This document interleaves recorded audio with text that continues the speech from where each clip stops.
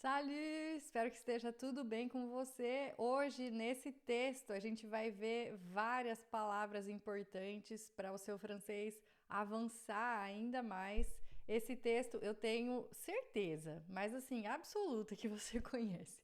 Se você não conhece esse texto, me escreve aqui no comentário, porque eu acho que toda pessoa no mundo inteiro conhece esse texto. Pelo menos os brasileiros que têm a chance de conhecer esses textos, às vezes na infância, enfim, na adolescência. Então eu vou ler com vocês esse Salmo 23 em francês e em português, e a gente vai aproveitar para aprender vocabulário, aprender estruturas e tecer essas associações que fazem com que as palavras grudem aí no seu cérebro em francês, tá? Então vamos começar aqui com esse primeiro verso, que é l'éternel. A gente vai chamar o Senhor, o Eterno, em francês de l'éternel, tá? Lembrando sempre da pronúncia, aqui sempre dois R's, aqui sempre som de L, não é o eternel, mas é l'éternel, tá? esse T a gente não fala, você já sabe. Mon é o meu, tá? Então, mon cahier, meu caderno, mon livre, meu livro, mon para todas as vezes que você for dizer meu alguma coisa. Mon père, mon berger, o meu pastor. Essa palavra berger aqui significa o pastor de ovelhas. Hoje, quando a gente vai falar o pastor da igreja, por exemplo, em francês a gente também vai usar o termo pasteur, tá? Com E-U-R no final, pasteur. E aí a pronúncia é heure. Você faz uma boca de O e fala vai ficar pasteur, tá? E o berger é aquele que é o pastor das ovelhas mesmo, tá? Vem de berçar, de pôr no berço, aquele que encaminha, e berça no sentido de consegue encaminhar e pastorear as ovelhas. Então, o berger tem mais a ver com as ovelhas no sentido físico mesmo, tá? O berger do campo, aquele pastor que cuida das ovelhas físicas da vida real. O pastor, em termos de igreja, a gente diria pasteur, tá? E aí, olha só, je ne manquerai de rien. Aqui, esse je ne manquerai de rien é muito interessante porque o verbo manquer em francês significa faltar. Então, eu não sentirei falta de nada ou nada me faltará. Aqui, literalmente, tá, eu não faltarei de nada, eu não sentirei falta de nada. Esse verbo manquer é um verbo extremamente importante porque significa faltar. É o verbo que a gente vai usar para quando a gente quiser dizer eu estou com saudades de você. Em francês a gente usa o verbo manquer. A gente vai dizer tu me manques, você me falta, você me faz falta. Esse verbo manquer, ele também existe em português na forma mancar. Mancar é você ter um defeito ou algo nesse sentido que faz com que você esteja privado de um bom movimento das pernas, por exemplo. E essa palavra ela vem por meio do italiano mancare, que significava ter uma mão defeituosa. Esse man vem de manus e significava então ter algum defeito na mão. Depois passa a ter o significado de qualquer membro defeituoso. Então, a pessoa que manca, anda mancando, ela também vai usar o verbo mancar, tá? E esse verbo manquer, em português, ele vai significar só o mancar. A gente, quando vai falar de saudade, a gente vai usar o termo saudade, que vem de solitário, que é de solitário, que passa a significar aquilo que você sente quando está sentindo a falta de alguém, né? Então, je ne manquerai de rien significa eu não faltarei de nada, nada me faltará, certo? Il me fait reposer. Il me fait, lembra sempre da pronúncia do E aqui, ó. Il me fait. Você vai só fazer o som de M e já vai il me fait, não é il me fait, tá? Il me fait reposer. Esse reposer aqui é interessante porque esse poser significa pausar, né? A gente tem na raiz do poser o pausar. Em francês, quando a gente tem o AU, a gente sempre vai ter o som de O. E aqui o poser, não só o som, mas também a ortografia já tinha sido atualizada para o poser, tá? O poser seria pausar ou aquilo que você faz uma parada, tá? Então, o reposer é quando você se repousa, que você se põe novamente em um lugar, você faz uma pausa, tá? Eu adoro esse sentido dessa palavra porque faz todo o sentido dizer il me fait reposer, que seria me recolocar, me repausar, pausar e me recolocar depois em movimento. Il me fait reposer. Então, quando você quer dizer eu descanso, je me repose em francês, tá? Em francês a gente tem o verbo rester, que parece do inglês rest, do inglês descansar, mas rester significa ficar somente, tá? E se reposer é o descansar. Então, vai descansar, va te reposer. Eu descansei hoje, je me suis reposé aujourd'hui, tá? Então, ele me faz descansar, il me fait reposer, tá? Não é reposer, é reposer, certo? Don de verre pâturage.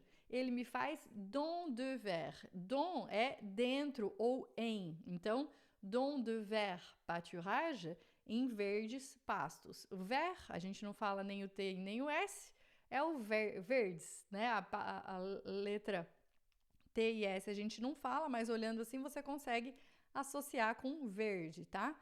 E o pâturage, esse pâturage aqui, quando tem esse circunflexo, significa que antes tinha um S. Então, o pâturage seria as pastagens, tá? Então, don de verre pâturage em verdes pastos, tá? Il me fait reposer, don de verre pâturage, ele me faz descansar em verdes pastos.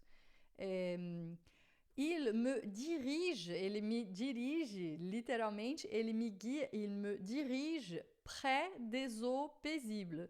Pré é perto, tá? Des eaux, essa palavrona aqui, E-A-U-X, vai ter simplesmente o som de O, tá? Eu já disse que o AU em francês tem sempre som de O, e se tiver o E aqui na frente, ignora, ele não existe, e o X final é simplesmente o plural. Então, você não vai falar EAUX, você vai falar O. Então, você vai fazer a ligação aqui do deso, tá? Você vai, quando a palavra terminar com esse S aqui e começar com vogal, você vai juntar, vai fazer o que a gente chama em francês de liaison, près des eaux, e aqui paisible. Aí, em francês, é sempre E, então, passíveis, no sentido de paz, no sentido de pacíficas, a gente vai falar em francês paisible, tá? Des eaux paisibles, águas pacíficas, águas que trazem paz ou águas tranquilas, certo? Il restaure mon âme. Restaurer, em francês, é interessante porque é restaurar mesmo. E a gente tem a palavra, por exemplo, restaurant, que é o restaurante. A gente hoje usa o restaurante, o termo, para um lugar onde a gente vai comer, mas a princípio tinha também essa origem no sentido de um lugar onde você se restaura, você passa a descansar, comer, se alimentar e se restaurar. Então, il restaure mon âme, ele restaura a minha alma, ele refrigera a minha alma, que é uma tradução possível, tá? Aqui, quando você vai falar mon âme, você vai juntar, a gente não vai falar mon âme, a gente vai falar mon âme, vai fazer a ligação também, mon âme, tá? Il restaure mon âme. Il me conduit, ele me conduz, ele me conduz, não tem muito segredo, dans les sentiers de la justice. Esse sentier aqui são caminhos em uma floresta, por exemplo, le sentier de la montagne. Les sentiers de la justice seria le chemin ou caminhos feitos assim, tá? Dans les sentiers de la justice, nos caminhos ou nas veredas da justiça, né? De la justice. À cause de son nom, por causa do seu nome, à cause de son nom. Lembrando que não é a cause, mas à cause, né? A U sempre O, como eu já te expliquei. À cause de son nom. Quand, a gente não vai falar quand e a gente não vai falar esse D, tá? A gente vai falar quand.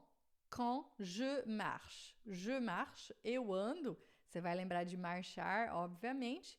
É o termo que a gente usa para andar em geral, tá? Quand je marche, tá? A palavra marche também, só marche, pode ser os degraus de uma escada, les marches. A gente também usa para designar os degraus de uma escada. Eu ando, je marche, certo?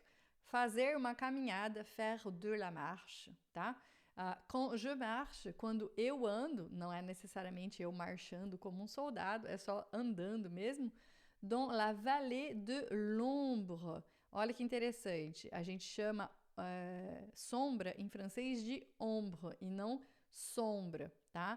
Ombre não é ombro, ombro é épaule, tá? Que vem de espátula, é o espádua. E sombra é ombre. Então, quand je marche dans la vallée, c'est la vallée, é feminino, dans la vallée de l'ombre, de la mort, não é de la mort, mas é de la mort, é bem rapidinho isso aqui, ó, de la mort, o T final a gente não fala. Quand je marche dans la vallée de l'ombre, de la mort, quando eu ando pelo vale da sombra da morte, je ne crains aucun mal. Je ne crains, esse crains aqui é o temer. Esse verbo craindre, que é o verbo temer, a gente tem uma associação com o verbo tremer. O craindre, que provavelmente vem de cremere, trocou aí com o T, era tremere, cremere. O T e o Q são sons parecidos e podem ser intercambiáveis aí, então o craindre vem de tremer, de temer, de tremor, de ter muito medo de algo. Então, je ne crains aucun mal, eu não temo, eu não tremo diante de nenhum mal. Esse aucun aqui é o algum no sentido negativo, tá?